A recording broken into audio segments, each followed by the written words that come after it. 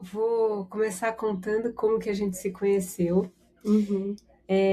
A Bea pegou uma carona comigo para a gente ir num retiro budista, tântrico, tibetano, em Caxambu, uma viagem que, pensando bem agora, foi muito legal, porque primeiro que a gente estava num grupo de carona, né, todo mundo se conhecendo, e eu acho que é bem legal quando você se abre, assim, para conhecer outras pessoas nessas circunstâncias. Né, as conversas vão sem filtro, você não conhece o outro mesmo, e a gente ficou horas paradas na estrada, né, Bea, Sim. então a gente falou É um verdade. montão, foi bem legal.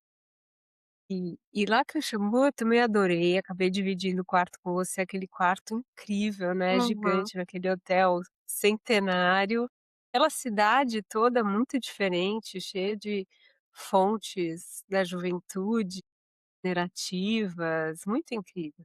E as práticas tântricas budistas também que a gente foi fazer, né, então, Hum. enfim, foi bem especial. Ai, foi mesmo. Eu gostei muito também. Parece uma E viagem na história. foi muito legal.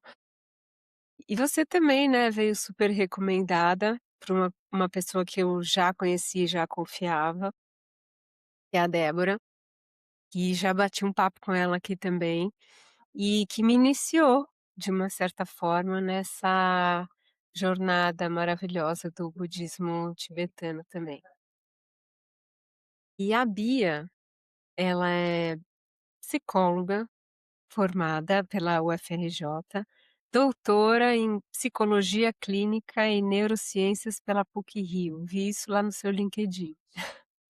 Faltou falar Tá alguma certo. coisa? Acho que em termos de formação é isso, né, o que é relevante. Eu tenho uma especialização também em dependência química, é uma área que na verdade diz respeito aos transtornos por uso de substâncias, né, em geral. E fiz meu pós-doutorado na PUC também, mas o pós-doutorado não chega a ser uma formação, né, pós-doutorado é tipo um estágio que você faz depois do doutorado para você continuar pesquisando. Então, o papo hoje é sobre psicodélicos, ou não sei se é só sobre psilocibina. O que que você acha melhor a gente falar? A Só gente sobre pode falar psilocibina ou psicodélicos? de psicodélicos em geral, acho que fica mais interessante, porque eles têm muitas similaridades, mas aí quando a gente vai falar, por exemplo, de diferenças terapêuticas, acho que pode ser mais rico a gente falar, né, como um todo. Mas assim, a psilocibina ela vai se destacar de qualquer jeito. Tá. Então tá, começa do começo aí. O que são os psicodélicos e por que que você, uma neurocientista, psicóloga, está estudando e trabalhando com esse tipo de terapia? Então, eu fiz esse curso, né, essa especialização em dependência química durante o meu mestrado na PUC, e eu estava muito fascinada, assim, por esse universo, né, de substâncias que alteram a mente, substâncias que alteram a nossa percepção, né, estava bem fascinada, curiosa, né, para entender melhor, os mecanismos e tudo mais. E aí durante o curso eu conheci, né, um professor lá da PUC que trabalhava já com autoconsciência, né, numa pesquisa, assim, bem neurocientífica, que é o professor Daniel Mograbi, que veio a ser meu orientador no doutorado, né, e eu já estava com vontade, né, eu estava no mestrado na época, eu já estava com vontade de seguir para o doutorado para essa área das neurociências, né, estudando especificamente a questão das substâncias psicoativas.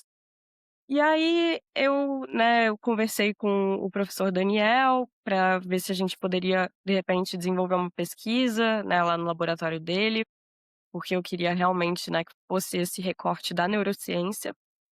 E ele estudava autoconsciência já, né, ele já tinha essa linha de pesquisa de autoconsciência, então ele tinha um trabalho, por exemplo, pessoas com demência, é uma doença que afeta, né, a nossa consciência.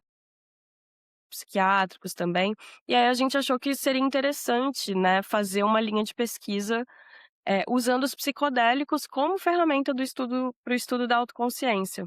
né, até por serem substâncias que você consegue ver o efeito, né, ver com o efeito e sem o efeito, né, então isso, em termos de ciência, é muito valoroso, né, tem muito valor, porque permite que a gente faça estudos experimentais e chegue a conclusões, assim, mais robustas, né, do ponto de vista científico.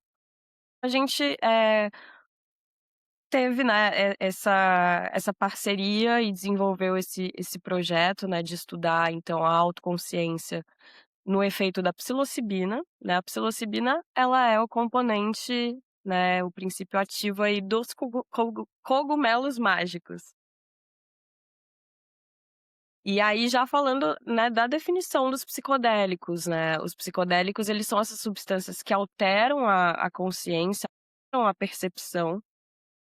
Algumas pessoas chamam aí de alucinógenos, né, mas a gente entende que hoje alucinógenos talvez não seja um termo tão preciso, porque são substâncias que não chegam a gerar alucinações, né, na maior parte das vezes alucinações, assim, verdadeiras, né, que seria aquilo que você vê, assim, com muito contorno de realidade, mas que não tá ali.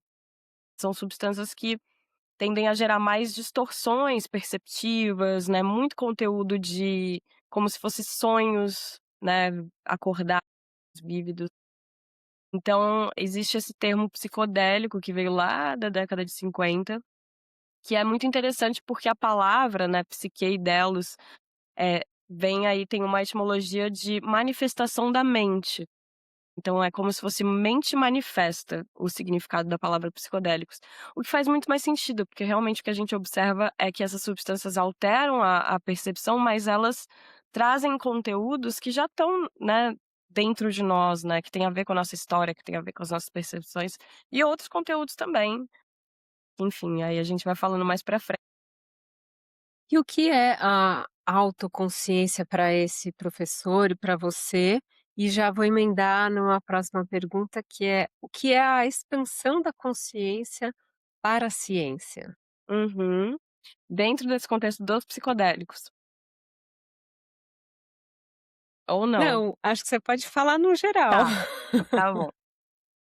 Bom, autoconsciência é justamente a consciência que a gente tem de nós mesmos. Então, eu sou uma pessoa no mundo, mas eu sou uma pessoa separada do mundo. Em tudo que diz respeito a essa relação, né, minha individualmente com o mundo, com os outros, a consciência que eu tenho disso, desse meu posicionamento no mundo, né, essa seria uma definição de autoconsciência, né. Então você tem a Uma consciência. individuação. Você tem a consciência, que seria, né, a gente conseguir montar essa cena, né, e perceber a cena, né, do mundo, e a autoconsciência seria em relação a nós nessa cena. Então é uma habilidade, digamos, uma habilidade não, né, uma função aí, né, da nossa cognição, que que justamente, né, tem vários componentes, né, então você tem a memória, você tem o senso de agência, né, então de como você está agindo no mundo, né, e esses vários componentes eles vão configurar o que a gente chama aí, no final, de autoconsciência, né. Então, é interessante porque a gente observa alterações, né, de autoconsciência em muitos transtornos, né, transtornos psiquiátricos, psicose, né, às vezes as pessoas têm, distorções de autoconsciência, né, então é Falta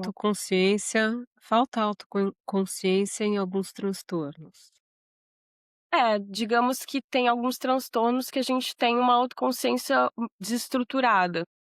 Então, vou dar um exemplo, uma pessoa que tem um delírio, né, num transtorno como uma esquizofrenia, né, que você tem a presença de delírio, ela pode achar que coisas no mundo, eh, que são neutras, dizem respeito a ela.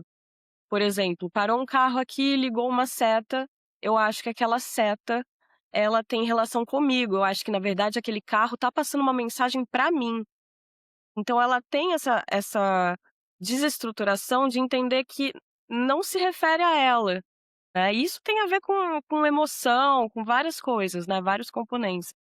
É uma é uma característica nossa, né, dos seres humanos, enfim, até de outros animais, mas é uma característica complexa. é resultado de várias coisas funcionando juntas. Então, até mesmo uma pessoa, por exemplo, que tem uma demência de Alzheimer, né, que ela vai esquecendo coisas da própria vida, né, isso afeta a autoconsciência dela. Tá, e eu tinha te perguntado da expansão da consciência, Ah, sim. para a ciência. Existe isso? Então, aí eu diria, né, de maneira geral, não entrando, né, especificamente no que os psicodélicos trazem, mas eu diria que de maneira geral para a ciência, expansão da consciência seria você aumentar, talvez, essa função, né, essa capacidade de ter essa consciência de si. E aí, na verdade, a gente vê que, né, esses componentes da autoconsciência, eles podem estar mais ou menos, né, eles têm, na verdade, uma como se fosse um equilíbrio, né, para que a gente tenha uma noção, coerente, né, do que somos nós e, né, de onde estamos no mundo. Então, dependendo de como Uhum, esses componentes estão funcionando, por exemplo, nesse exemplo que eu dei do delírio, a gente poderia dizer que existe uma autorreferência aumentada, porque a pessoa ela tá muito autorreferente, ela acha que tudo diz respeito a ela. Então essa autorreferência ela não pode ser tão alta, nem também tão baixa, né, de você achar que também nada diz respeito a você, né. Então você tem que ter essa função equilibrada para ter uma boa autoconsciência, né, para ter uma autoconsciência coerente. uhum.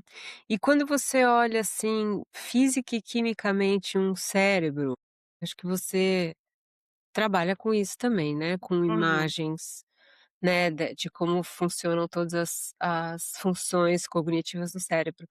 Você consegue entender uma expansão de consciência dentro do cérebro e um cérebro que tem certas restrições? Então, acho que a autoconsciência ela tem mais a ver, né, em termos de cérebro, com uma estrutura em rede. Não temos, assim, uma estrutura que ali você vai falar: "Ah, essa pessoa tá muito autoconsciente ou não tá". Ela é uma rede de várias regiões que funcionam em conjunto. Então é muito difícil a gente avaliar, assim, muito minuciosamente, né, mas a gente tem algumas informações que a gente consegue ver. Por exemplo, uma rede, né, de estruturas que funcionam em conjunto. Quando a gente tá nesse modo, assim, mais de devaneio, né, por exemplo, se eu não tô fazendo nada, eu não tô fazendo nenhuma tarefa, nem nada, eu entro num modo, assim, um pouco mais de devaneio, começo a pensar nas minhas coisas, na minha vida, no que eu tenho pra fazer. A gente chama esse modo de rede né, que são algumas estruturas funcionando junto. Quando a gente avalia as pessoas em neuroimagem, as pessoas que estão nesse modo, elas vão estar com essas áreas mais ativadas. E as pessoas que não estão, que de repente estão fazendo alguma tarefa ali que elas têm que se concentrar, né, não estão pensando nelas, elas estão com essa rede menos ativada. Então a gente consegue ver algumas diferenças, e isso tem tudo a ver com o funcionamento dos psicodélicos, inclusive, no nosso cérebro.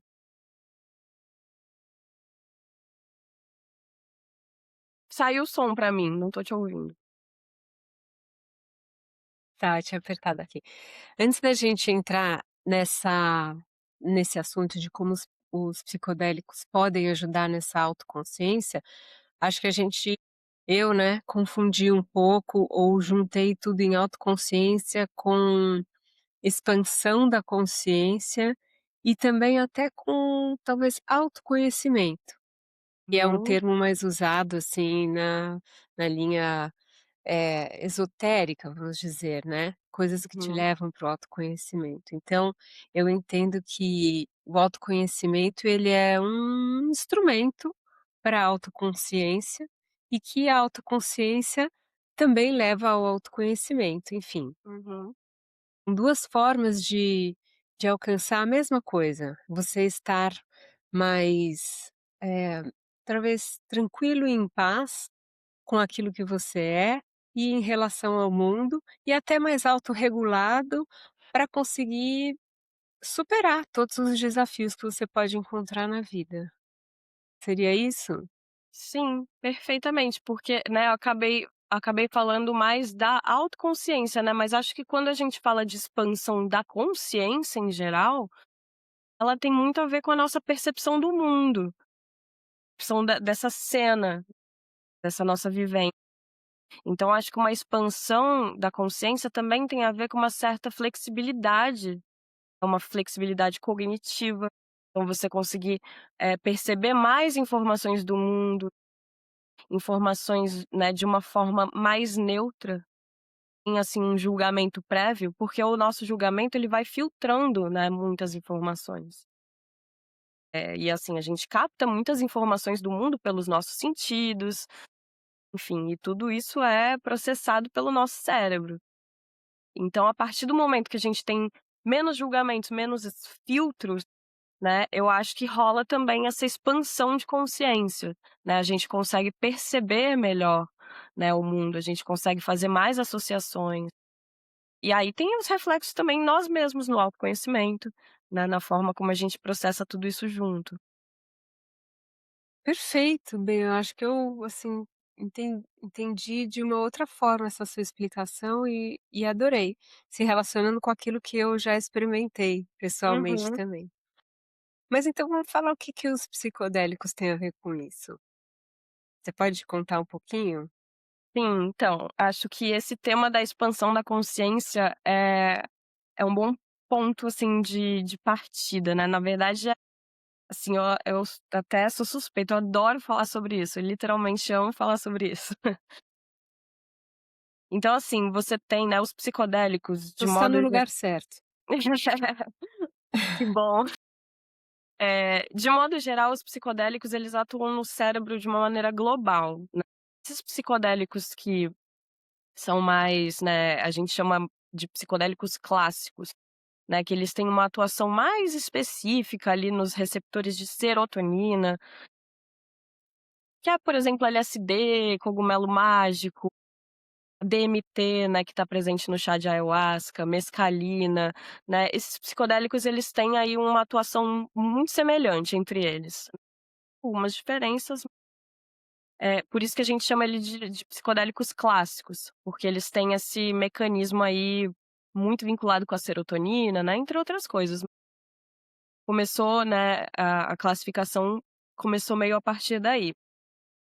Então esses psicodélicos, eles atuam no cérebro de uma maneira, né, global, né, até porque a gente tem esses receptores muito espalhados pelo cérebro, e eles têm uma característica que é uma reorganização do nosso cérebro, né, eles fazem uma reorganização das conexões, né, o nosso cérebro ele é todo conectado, então tem várias áreas se comunicando, vários neurônios fazendo várias, né, milhares, milhões de sinapses. E os psicodélicos eles fazem uma mudança nessa reorganização. Então e quais são essas mudanças? Eles fazem mais conexões, então o cérebro ele fica hiperconectado, áreas que não se comunicavam antes passam a se comunicar, e aí por isso que a gente tem muitos pensamentos, até uma confusão entre os sentidos, uma coisa assim bem fluida. E algumas áreas que estavam super conectadas, vão também se silenciando um pouco. Por exemplo, as áreas relacionadas à autoconsciência, à consciência, são aquelas estruturas que eu falei no começo, né, que atuam juntas, que dão essa, né, que tem essa correlação, né, entre a nossa sensação de eu, a nossa percepção do mundo. E essas áreas especificamente, elas são meio desestruturadas. E é bem interessante isso quando a gente observa, né, os efeitos na consciência. Então a gente tem essa reorganização, né, com mais conexões sendo feitas, né, outras sendo desestruturadas. A gente, diz que aumenta a entropia do cérebro. Que é isso? Entropia é a combinação de várias microcombinações. Então eu tenho, por exemplo, que é uma bebida que é uma combinação ali de moléculas, aí você mistura o café com o leite, que é uma outra combinação de várias moléculas, e aí você tem uma nova combinação, né, isso é um aumento da entropia. vai aumentando as combinações. Então isso acontece no nosso cérebro também, né, com o efeito dos psicodélicos. Ele vai aumentando essas combinações, né, essas conexões. E aí, acho que isso até, tem muito a ver com expansão da consciência, né, nesse sentido de que novas conexões são feitas, áreas que não iam se comunicar de outra forma passam a se, né, então você tem uma percepção totalmente alterada do mundo. E além disso, né, hoje a gente tem uma teoria muito forte nas neurociências, que é a teoria de como nós percebemos o mundo, né, por meio dos nossos sentidos, né, como que o cérebro processa tudo isso. Então a gente sabe que, por exemplo, se eu ver uma cadeira pela primeira vez na minha vida, eu vou prestar muito mais atenção aos detalhes, composição daquele objeto para eu formar uma representação no meu cérebro de que aquilo é uma cadeira. E aí, ao longo da vida, eu vou vendo milhares e milhares de cadeiras. O meu cérebro, ele não precisa mais de tantas informações dos meus sentidos, né, eu não preciso ficar olhando para bater o olho e falar: "Aquilo é uma cadeira", porque ele já tem uma base de dados, ele já tem filtros, né, conforme toda a minha história, e então, assim, ele gasta menos energia, né, a gente tem biologicamente isso do corpo querer preservar a energia, quanto menos energia a gente gastar, melhor. Então, para economizar energia, né, brilhantemente, o nosso cérebro ele filtra algumas informações sensoriais e já dá aquilo como uma cadeira. E aí, o que acontece nos psicodélicos, né, dentro dessa teoria? É como se os psicodélicos eles afrouxassem um pouco esses filtros, esses padrões pré-definidos que a gente tem de acordo com a nossa memória, nossa história de vida, nossos condicionamentos. Então, o que acontece? Você afrouxa esses padrões, você tem mais informações entrando, né, porque você fica com menos filtros. Então essas mais informações, sendo captadas pelo sentido, né, pela visão, olfato, pela audição, elas vão entrando mais e o cérebro vai processando mais informações do que ele processaria numa situação normal, né, numa situação sóbria, digamos. Né, eu acho que, assim, isso pra mim é basicamente uma tradução neurocientífica desse termo expansão da consciência. Mas a gente está falando de uma substância que ela é ingerida, né, de algumas formas, a gente pode falar disso também, e que ela gera essa transformação imediata, mas depois como que essa memória fica?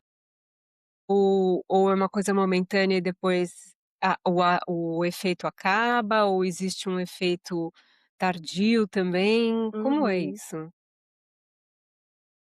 As nuances, né, desses mecanismos, né, em termos, assim, neuroquímicos, elas ainda estão sendo estudadas. A gente passou um grande período aí com os psicodélicos muito demonizados, né, muito, proibidos, né, e isso influencia, né, o nível de pesquisa científica, era pra gente estar muito mais avançado. Então, as Usado até de nuances uma forma, sei lá, co sem muito propósito, isso é uma coisa que eu vou falar sim. depois, mas qual é a motivação do uso, né, eu acho que isso muda tudo. Uhum. A sua pergunta tinha sido qual mesmo? Espera aí que eu esqueci. Qual, Antes aquela dessa. primeira? É, a primeira. Minha primeira era a questão de que a gente está falando de substâncias que são ingeridas Assim, e que tem dissipaça dos efeitos duradouros, perfeito. isso, isso. Então, esse mecanismo que eu falei das conexões, quando passa o efeito da substância, o cérebro ele se reorganiza e volta ao equilíbrio dele natural. Só que a gente tem a memória, né, a gente tem a memória e também, assim, quando você faz uma conexão, você abre um caminho. Então, de certa forma, aquele caminho ele foi feito, né, um caminho neuronal. Então você tem essa criação de novos caminhos no cérebro, você tem o efeito da memória, né, que vai registrar aquela experiência que você teve. Então, por mais que o efeito, essa neurodinâmica ela passe, você tem ainda esses registros que ficam. E isso faz muito sentido quando a gente pensa o quão transformadoras podem ser essas experiências, né, na vida de uma pessoa. Porque se fosse algo que passasse e só ficasse ali, tudo bem, vida que segue, foi só uma onda, passou. Mas não, o que as pessoas relatam é que elas carregam pra vida, né, essas experiências, porque justamente fica um registro. E como é que é esse uso? Vamos falar da psilocibina ou você quer continuar generalizando? Pode ser Por que você psilocibina. escolheu psilocibina como um ativo, interessante para ser estudado e aplicado terapeuticamente? Assim, a nossa escolha, né, ela tem muito a ver com uma escolha metodológica, que a psilocibina, naquele contexto que eu falei da atuação nos receptores de serotonina, né, e tudo mais, a psilocibina ela é considerada uma substância mais pura, no sentido de que ela tem uma atuação mais exclusiva nesses receptores. Quando você pega a molécula da serotonina e da psilocibina, elas são, assim, muito parecidas, quase iguais. Então, aí a gente pensou que isso poderia ser uma vantagem, né, para estudar, no caso, pra gente entender, às vezes, isolar certos efeitos, outros efeitos. Além disso, quando você vê a literatura científica, a psilocibina, ela realmente tem mais evidências, tem mais estudos que foram feitos para mostrar que ela tem mais evidências, para tratamento contra a depressão, por exemplo, né, então ela meio que tá na frente nessa corrida dos psicodélicos, não porque ela faz mais efeito, mas porque mais estudos foram feitos, né, então a gente achou que uma substância com tanto apelo terapêutico, né, poderia ser interessante a gente estudar um pouco mais os mecanismos por trás, né, dessa terapêutica. Teve também uma escolha de pessoal, assim, né, da gente achar uma substância interessante, né, ter toda uma mística aí, em torno dos cogumelos mágicos, né. Uma outra substância que poderia ser mais fácil de estudar aqui no Brasil, né, seria a DMT por meio do chá de ayahuasca, né, porque aí você tem uma liberação para fins religiosos no Brasil, então pra gente conseguir a substância é muito mais fácil, né, porque a psilocibina a gente precisa importar, é toda uma burocracia gigante. Só que aí também a ayahuasca ela primeiro que são 2 componentes, né, 2 vegetais, e aí já tem uns outros efeitos também, né, é uma substância mais complexa. Tem também um uso bastante religioso, ritualístico, né, então a gente também teria que entrar um pouco nesse campo, né, então aí por tudo isso a gente falou: "Não, vamos ficar com a psilocibina mesmo", acho que do ponto de vista científico, né, faz mais sentido pra gente nesse momento. Mas a psilocibina ela é liberada hoje em dia para qualquer tipo de uso no Brasil, não? Ou não? Na verdade Não. a gente tem existe uma confusão hoje, porque, né, o nosso órgão que regula isso, que é a Anvisa, o que que acontece? A Anvisa ela tem 2 listas de quando você fala nesse tipo de substância, né, você tem a lista das substâncias proibidas, e você tem a lista das plantas, fungos, né, e vegetais ali que são proibidos. Então, por exemplo, né, a maconha. Você tem o THC na lista das substâncias proibidas e você tem a planta cannabis sativa na lista das plantas proibidas. Psilocibina, você tem a psilocibina na lista das substâncias proibidas, mas você não tem o cogumelo na lista dos fungos ou plantas, né, que são proibidos. Até porque são milhares né, são muitos cogumelos que podem conter psilocibina, né, de alguns gêneros específicos.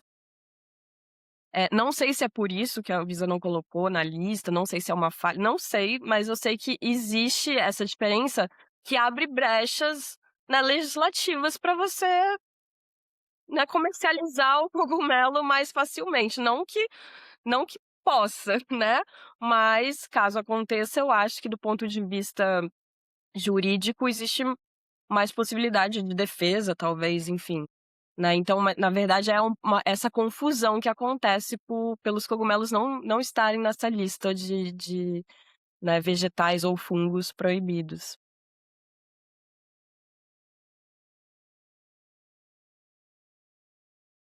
Então, para esse nosso estudo, né, que a gente está fazendo agora na PUC, que é um estudo para a gente avaliar os efeitos na autoconsciência, a gente está importando de uma empresa lá dos Estados Unidos, chamada Usona, e já é né, eles já têm, assim, um grande polo de pesquisa, psilocibina uma psilocibina, assim, né, manufaturada, feita com todas os critérios de qualidade, né, encapsulada, bonitinha.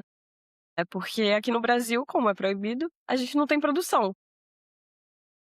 Se é proibido, não tem consumo, se não tem consumo, não tem interesse em produção. Final do dia, vocês também não têm como avaliar essa substância, né, então a gente tem que importar. E e o uso terapêutico da psilocibina, Bea, assim, o que que a gente já tem de pesquisa, de casos de melhorar certos transtornos e o que que ela pode de fato ajudar? Para uma pessoa que talvez tenha transtornos e para uma pessoa que quer trabalhar a autoconsciência. Ótima pergunta, acho que é ótimo você fazer essa diferenciação, né, porque a gente fala muito, né, hoje em dia: "Ah, os psicodélicos tratam depressão, não". E então é importante, né, pontuar que a depressão, ela é uma doença. A depressão é uma doença que um dos sintomas, né, que a gente tem na depressão é o humor deprimido, aquele humor pessimista, né, que você não sente sentido na vida, enfim, tudo isso. Mas existem vários outros sintomas também dentro da depressão. É uma doença super complexa, multifatorial, né. E eu acho importante pontuar isso, porque eu vejo muita gente falando hoje: "Ah, tem muita gente deprimida", né, então se tem muita gente deprimida é porque não é uma doença.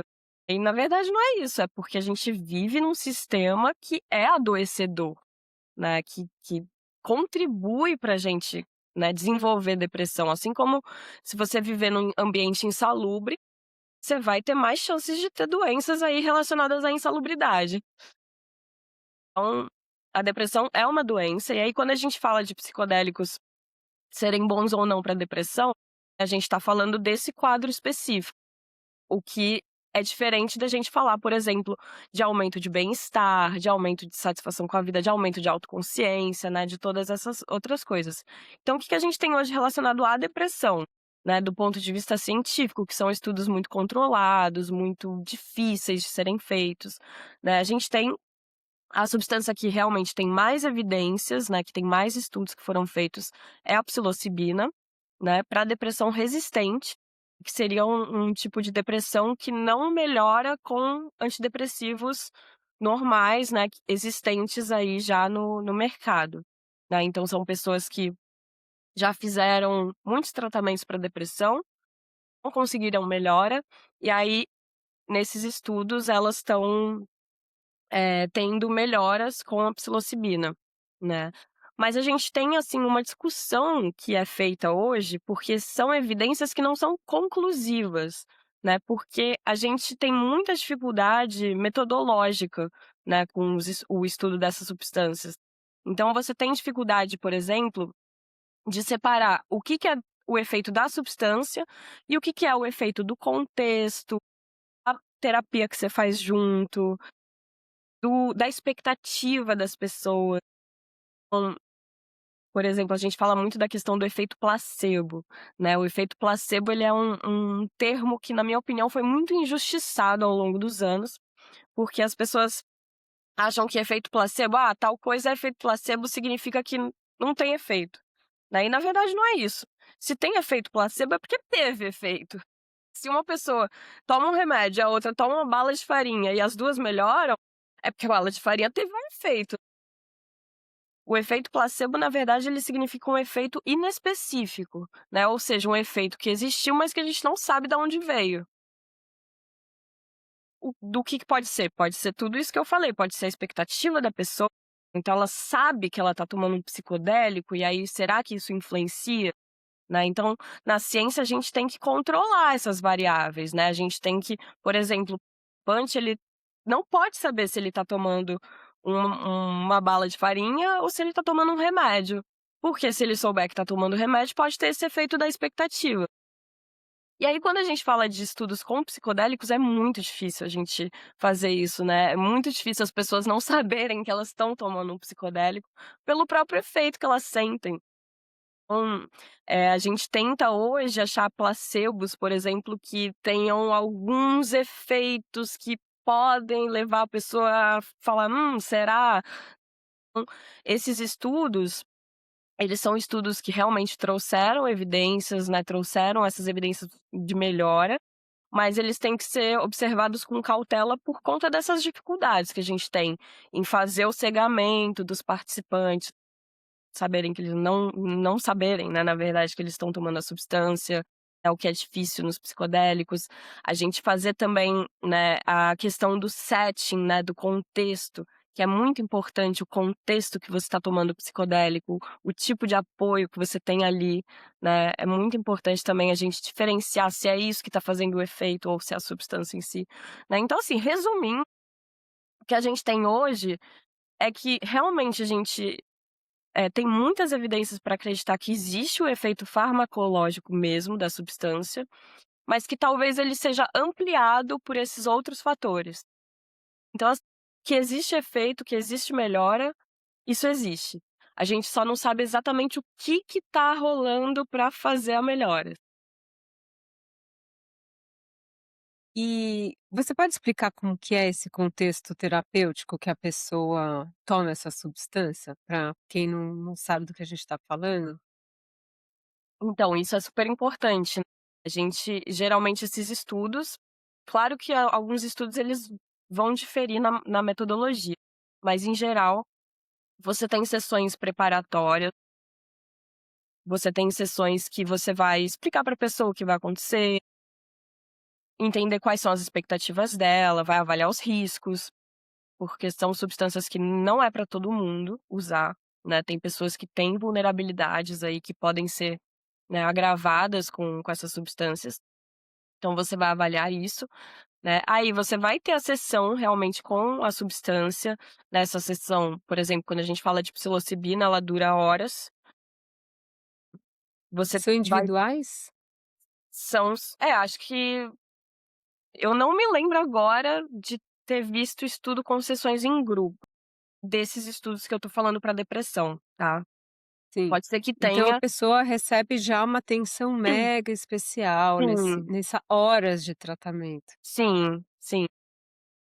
No geral, a ideia é que você, né, a pessoa que tá acompanhando, né, que faz esse papel de sitter, o ideal é que ela não interfira, que ela fique só ali para caso realmente a pessoa tenha uma mega ansiedade, alguma coisa que precise de um manejo ali para ela não sair mal da experiência.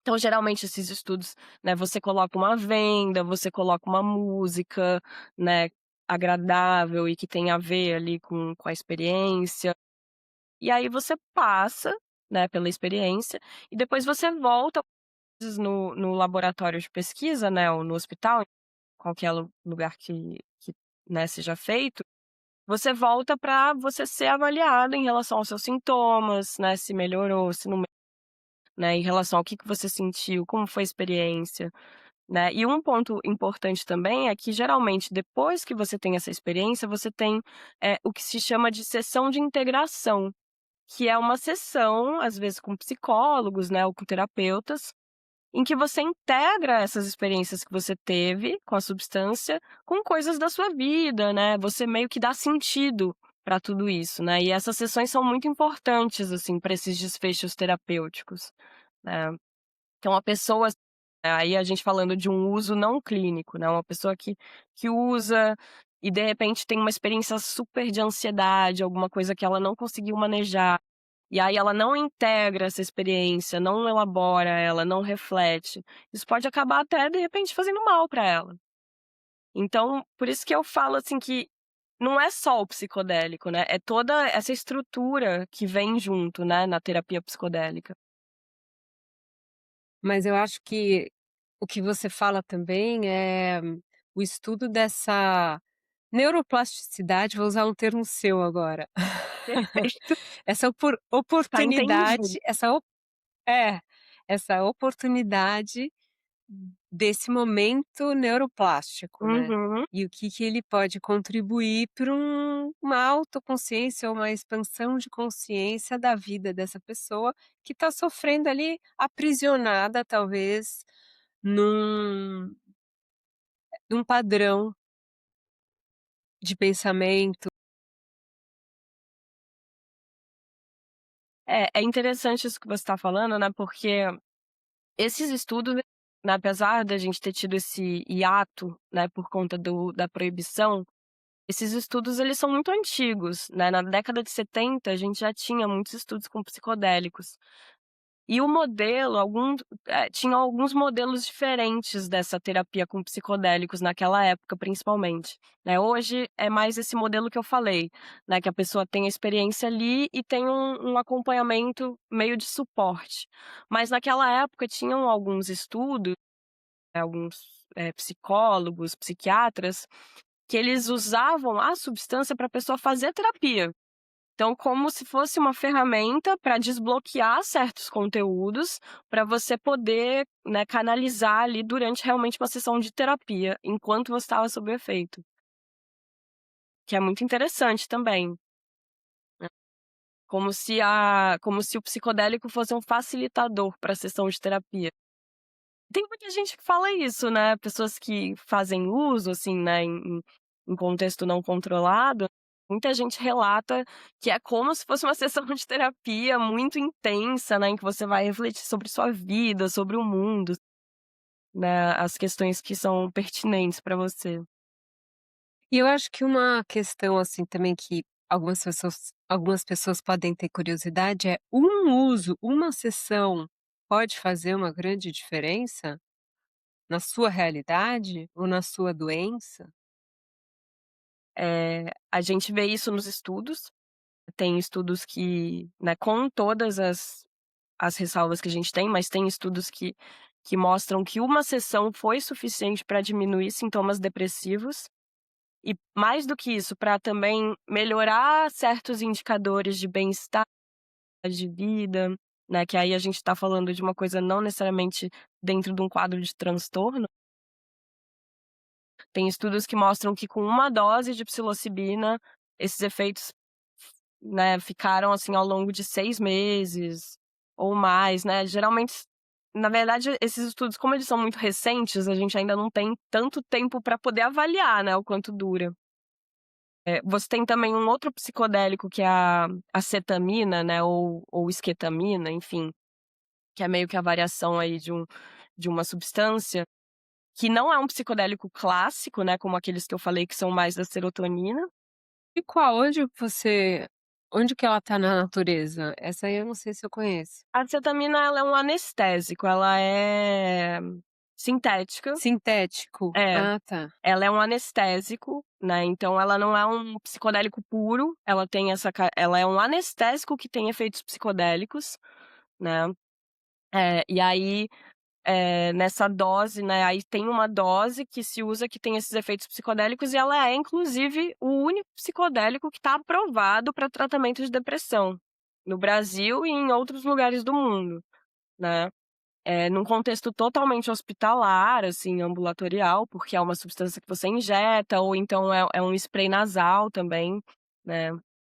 Tem as infusões ou tem na forma de spray. Mas como ela tem aí outros mecanismos, né, ela pode gerar outros efeitos no corpo, é uma substância que você tem que ter mais cuidado, né, então é importante ter uma equipe médica, é importante ter aí um cuidado Nossa, eu médico. nunca ouvi falar nisso. E ela Assim, é as pessoas não sabem muito, porque é, ela é bem indicada, assim, pra esse tipo de depressão resistente, né, ao tratamento. E ela é uma escolha interessante, principalmente para casos de ideação suicida. Promove uma melhora rápida desses sintomas. É comum as pessoas usarem, fazerem uma sessão ou algumas sessões, assim, ao longo de semanas e se sentirem bem muito rápido. o desafio que a gente tem com essa substância hoje é justamente entender o quanto dura esses efeitos, né, porque parece que ela tem uma necessidade maior de manutenção, depois pode ser que os efeitos voltem, coisas que não parecem acontecer tanto com esses psicodélicos clássicos, né, mas realmente existe já essa aprovação. Muito bom, muito interessante. Rapidamente sobre os riscos então, que eu acho que é outra história.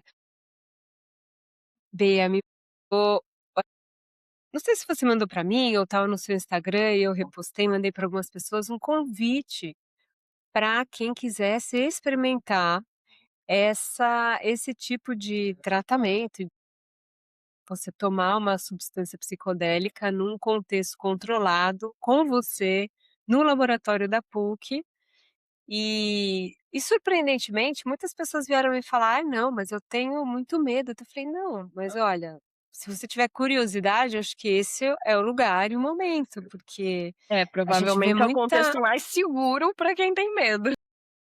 Exatamente, eu falei: "Olha, eu, né, como facilitadora de retiros, vejo muita gente, muita, para mim eu acho que é quase até uma, não sei, é um ambiente arriscado, não vou chamar de, não vou julgar, mas, né, assim, você usa e está pela sua conta e risco".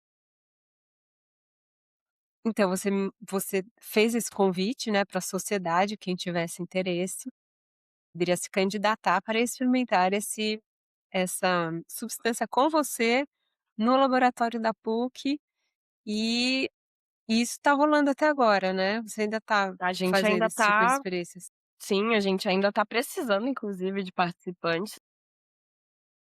Tem sido mais difícil do que eu esperava achar participantes para esse estudo, porque um dos critérios de inclusão, né, do estudo é você nunca ter usado nenhum psicodélico. E aí tá sendo difícil achar gente que nunca usou, por incrível que pareça, acho que é um viés, né, do nosso meio, mas tá rolando sim, a gente já começou algumas sessões, né, com pessoas que foram elegíveis para o estudo, porque assim, né, por uma questão de segurança e também da questão científica do que a gente quer analisar, a gente não inclui pessoas que tenham algum transtorno, né, Quais? psiquiátrico. Quem não pode?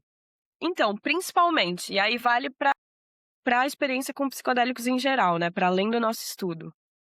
A gente não recomenda que pessoas, por exemplo, com, familiar próximo, né, familiar de primeiro grau, transtornos do tipo esquizofrenia, com depressão bipolar, psicose, não é recomendado o uso dessas substâncias, porque elas podem desencadear um quadro em quem tem uma vulnerabilidade. Quem é alcoólatra? Já tem algum vício? Olha, tem estudos sendo feitos com psicodélicos para tratar alcoolismo. Se eu não me engano, principalmente com LSD. Tem uns estudos bem promissores, assim, que foram feitos acho que nos Estados Unidos. Então, teoricamente, essas pessoas podem até se beneficiar, né, dessas substâncias. Claro que a gente ainda não tem evidências conclusivas por todas aquelas questões que eu falei e por serem estudos, às vezes, com poucas pessoas, mas não existe, assim, a possibilidade, quer dizer, né, em geral, assim, não são substâncias que têm um potencial de adicção, de viciar, porque elas não atuam tanto no sistema de dopamina, que é um sistema que tem muito a ver com a adicção, e não, assim, a gente não tem realmente relatos, né, na ciência de pessoas que se tornaram, adictas de psicodélicos, assim, até porque são experiências muito fortes, muito complexas. Então dificilmente alguém vai querer repetir todo dia. Tem, assim, alguns estudos que até mostram que pode ter uma tolerância, né, do organismo, no sentido de se você usar muito, você vai precisar de doses maiores para sentir aquele efeito. E isso é uma característica de substâncias que viciam, mas fora isso, não tem, assim, relatos realmente de pessoas que que usam e não conseguem parar de usar, ou que acabam se prejudicando porque não conseguem parar de usar, né. A gente tem outros tipos de problemas, como nessas populações que eu falei que acabam sendo mais vulneráveis, né. Então a gente tem casos aí de pessoas que abrem surtos psicóticos, entram num delírio, e aí fazem coisas, né, nesse delírio, né. Então tem outros problemas, mas a adicção não parece ser um deles. Pelo contrário, podem ser substâncias até com um potencial anti-adictivo. Não, super interessante. Conversando com você, eu vejo que é tão complexo que, eu vou ter que processar várias conexões cerebrais para voltar a conversar com você. Vai ter que tomar um Tipo isso, né? psicodélico pra conectar tudo. É verdade. Não, entendendo eh, essa receptor de dopamina, serotonina, que é totalmente diferente, que um é aditivo e Uhum, o outro não. Mas agora eu vou entrar num assunto que eu não sei o quanto é a sua intimidade do tema, eu sei que você já conhece a meditação, já vivenciou, mas qual que pode ser a similaridade de você praticar a meditação bem feita, profunda, daquelas que a gente já praticou juntas, silenciosa, uhum, individuais, conectadas com a sua respiração, muitas vezes também usando mantras e visualizações. Para uma experiência dessa com psicodélicos, o que que pode ser similar para essa autoconsciência? uhum. É, Existe essa similaridade? sim, então é muito boa essa pergunta, porque realmente existe, e a gente observa isso até nos estudos neurocientíficos, né, com meditadores experientes. Né, nos assim, aquilo que eu falei no começo das áreas relacionadas à autoconsciência, à consciência em geral, né, que são mais silenciadas ali no uso dos psicodélicos, né, aquela rede de modo pa isso também acontece na meditação. A meditação, a gente vê nesses estudos que ela tem também um poder de agir nessas regiões que são responsáveis pelo nosso self, né, pela nossa consciência. Então, quando você compara, assim, né, pessoas que não praticam meditação com meditadores muito experientes, né, porque eu acho que a meditação ela é um treino, né, que você vai desenvolvendo a habilidade, você vê que tem diferenças, né, no cérebro.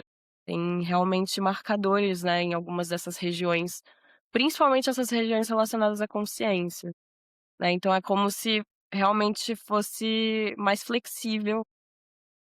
Então, assim, tem tudo a ver com os psicodélicos, tem até pessoas que relatam, efeitos quase de transe, dessa sensação de você não ter o seu eu totalmente ali, né, estruturado, de você estar mais conectado com o redor, né, com o mundo, né, isso é um efeito clássico dos psicodélicos, e algumas pessoas que meditam há muito tempo, né, relatam às vezes também essa sensação. Né, então tem essa similaridade, sobretudo nessa área da consciência. Agora eu queria falar um pouco da nossa experiência pessoal. Sabe, a gente não sei se a gente vai publicar ou não, mas assim, do meu ponto de vista, Hum. com a meditação e sobre essa expansão de consciência e alguma experiência que eu tive com psicodélicos, não muito, adoraria ter muito mais inclusive, quando tiver pesquisa para já usuários, você por Aham, favor me avisa. tá bom. Acho que tem fila de gente, né, que quer. Tem. Porque também as pessoas que usam, elas querem muito ser pesquisadas e participar, né, dessa construção de conhecimento, que é muito legal. Exatamente, A exatamente. ciência, É, ela para mim acaba se beneficiando muito dos fóruns, né, das conversas de pessoas que já fazem uso não controlado, assim, né, hum, muitas hipóteses que a gente tira vêm dessas conversas, né, na verdade. porque a minha motivação, a primeira vez que eu usei ayahuasca, né, num contexto religioso, e foi no Santo Daime, foi essa motivação de expansão da consciência, eu queria saber o que que tinha além de mim que eu não conhecia. E Uhum, me veio muita coisa, uhum, foi muito legal. Mas também na meditação, interessante que você falou que o uso pode ser durante a experiência, mas também estão sendo estudados o que acontece depois, efeitos, tardios do uso da substância. Na meditação eu tenho a mesma experiência. Muitas vezes a experiência na meditação é profunda, mas muitas vezes o efeito é retardado. De repente você está em outro lugar andando e pluft, vem uma parece que a conexão se faz. uhum, E é bem interessante. E também já usei, ayahuasca igual você, na Amazônia, uhum. né, que é um contexto, assim, muito uau, porque tem a natureza, a música, Tem né, uma tudo uma ali que energia específica, né, nesse contexto. uma energia específica, tem todos os elementos, sim, atuando ali, né, tem o Uhum, fogo, tem uhum, enfim, é o tudo que você também mencionou, né, o que que faz parte, o que não. Se você estiver no meio da floresta amazônica, ouvindo aquela música incrível, eh, que os índios tocam no violão e cantam, aquela fogueira, aquela noite estrelada, aquele rio limpinho do lado, bom, isso aí já, né, expande a consciência com certeza, já te dá uma outra pois é. sensação. Totalmente diferente de você ter uma experiência aí num apartamento, no meio da cidade, na rotina estressante. A Com mesma certeza. substância, né, pode ter experiências completamente diferentes. É, e nesse contexto amazônico, é tão intenso que muita coisa eu acho que não deu para processar. Inclusive, assim, meu cérebro ficou muito cansado. Eu tive Uhum, essa sensação. No dia seguinte, nossa, parecia que eu precisava só descansar, era muita coisa ali acontecendo. E eu acho que os 2 são muito válidos. Eu acho que a história da meditação e esse caminho gradual, e também um conhecimento, às vezes, mais pontual e um pouco mais intenso, mas aí acho que vale sim um acompanhamento e não você fazer sozinho, mesmo que seja de um momento de silêncio, de uhum, processamento seu, uhum. para isso não ser perdido. Acho que as 2 experiências são muito levam para o mesmo lugar. Sim, concordo, assim, acho que faz todo sentido. A ciência reflete, né, nas pesquisas essas conclusões, né, que a gente tem. Realmente acho que tem uma intersecção muito grande e que tem muito a ver com esse tema da consciência, né, da expansão da consciência justamente. Acho que são 2 caminhos que realmente podem levar a um mesmo lugar. E a sua experiência? Acho que assim, não sei, a pergunta é: você busca isso também para você? Essa expansão de consciência, essa autoconsciência, esse autoconhecimento com o uso terapêutico de Uhum. psicodélicos e meditação? Então, já tive as minhas experiências com psicodélicos, cogumelo, com mescalina e com ayahuasca.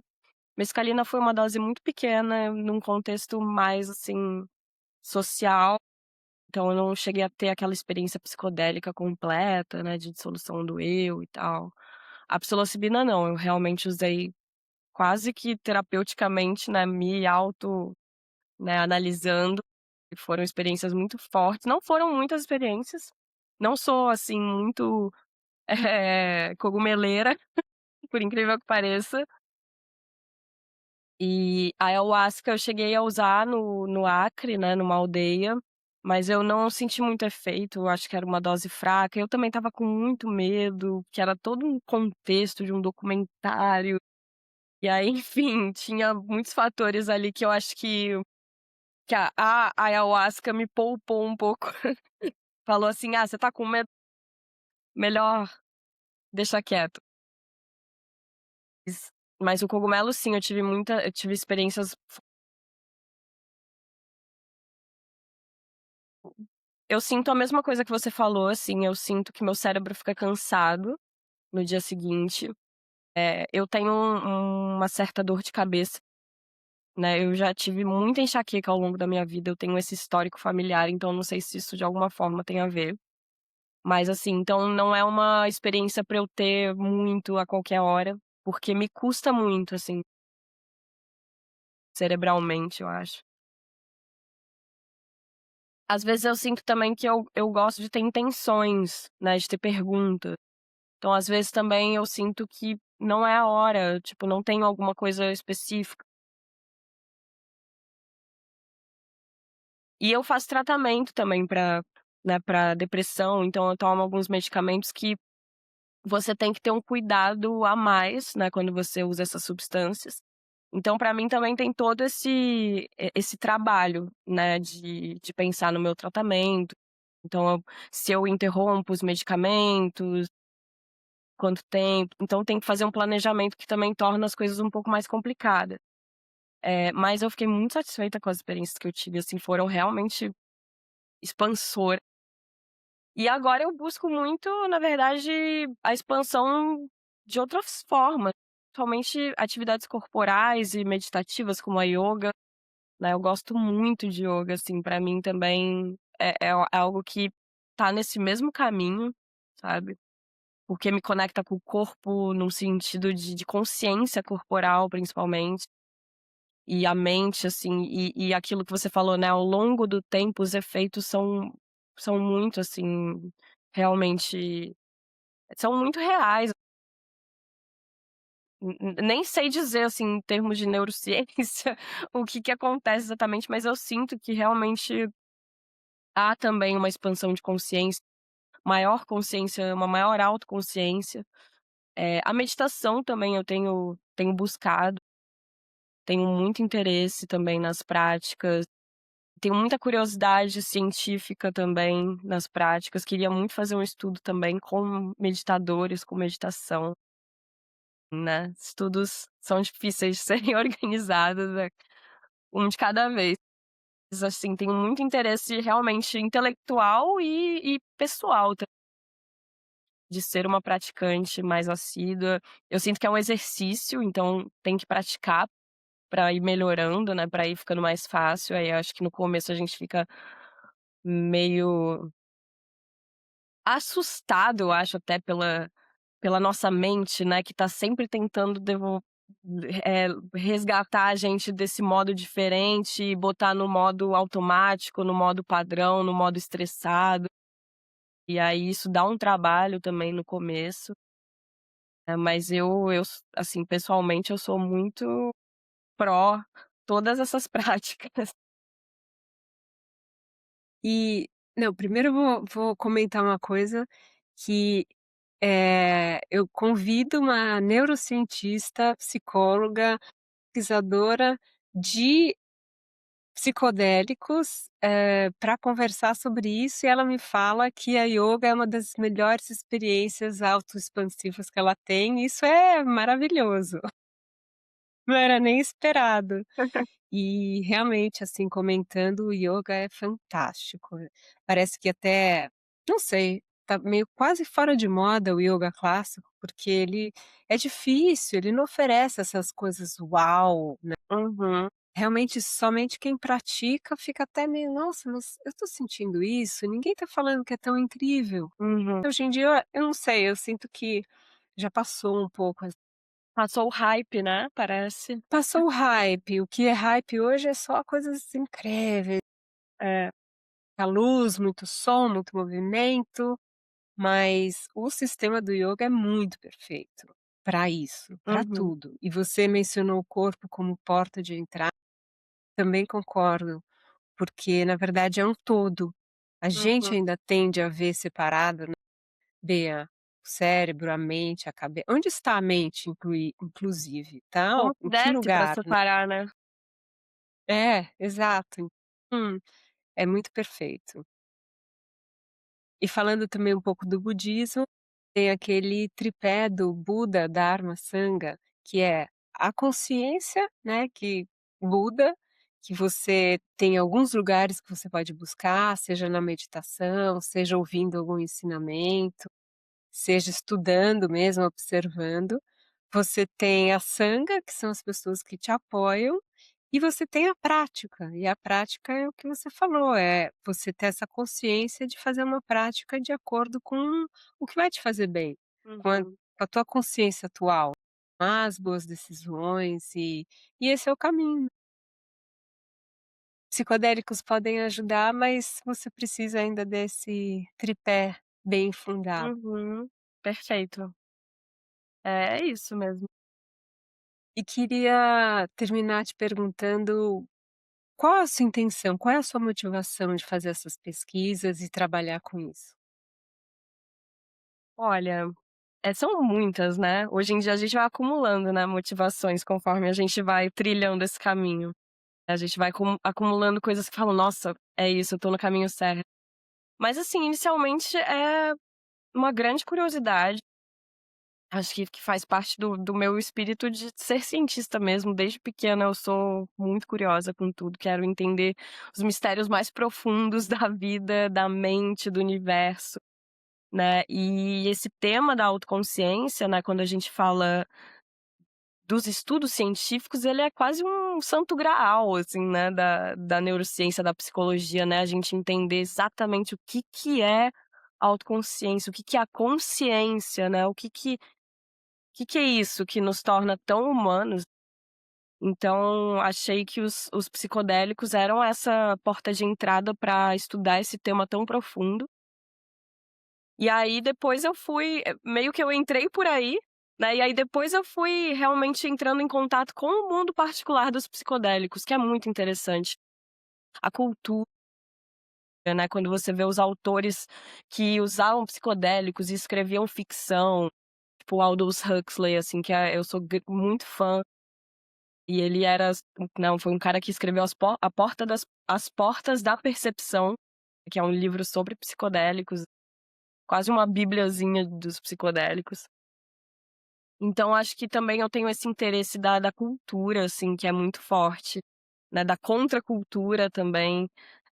Acho que tem também essa parte histórica, ancestral, né, que os psicodélicos eles são substâncias usadas, assim, desde que a gente é humano, né. A gente tem evidências, assim, arqueológicas de uso de psicodélicos, a gente tem povos, né, que usam, assim, no seu histórico desde muitos e muitos anos. Então acho que isso também é muito forte, é muito a ver com essa constituição mesmo da nossa espécie, do ser humano, das nossas relações. Então, assim, eu tenho realmente, acho que acima de tudo, uma grande curiosidade, um grande interesse científico mesmo, sabe, de saber o que é. E aí depois entra também as coisas mais próprias, né, do meu lado psicóloga.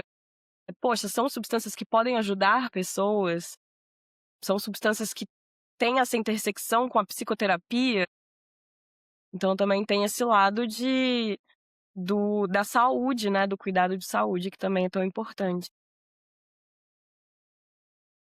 Muito legal. Eu não te conheço tão bem assim, mas eu sei que você é uma pessoa que adora coisas muito profundas, quase anatômicas das questões.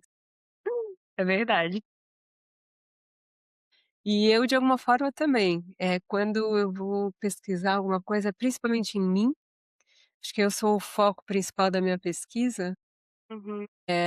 eu vou até o fundo, daí eu não deixa eu ver se existe mais uma camada, né, limpa, limpa, limpa. É muito interessante. É isso, Bea, adorei o nosso papo. Obrigada. Ah, eu também E vo adorei. Agradeço muito pelo e convite, eu sou sua fã também, adoro o seu trabalho, também quero conhecer melhor, né, o retiro. Enfim, fiquei e feliz de poder conversar com você hoje. eu vou parar então tá, obrigada, Bia. Eu vou deixar o seu contato também aqui, se você permitir, para as pessoas Uhum, poderem te contactar diretamente, participar dessa pesquisa, se ainda estiver ativa. E, enfim, também convidar você para interagir com a gente, com a comunidade do Retiro. Caso tenha algum outro convite bem interessante, você avisa a gente. legal, tá bom. Pode deixar, obrigada.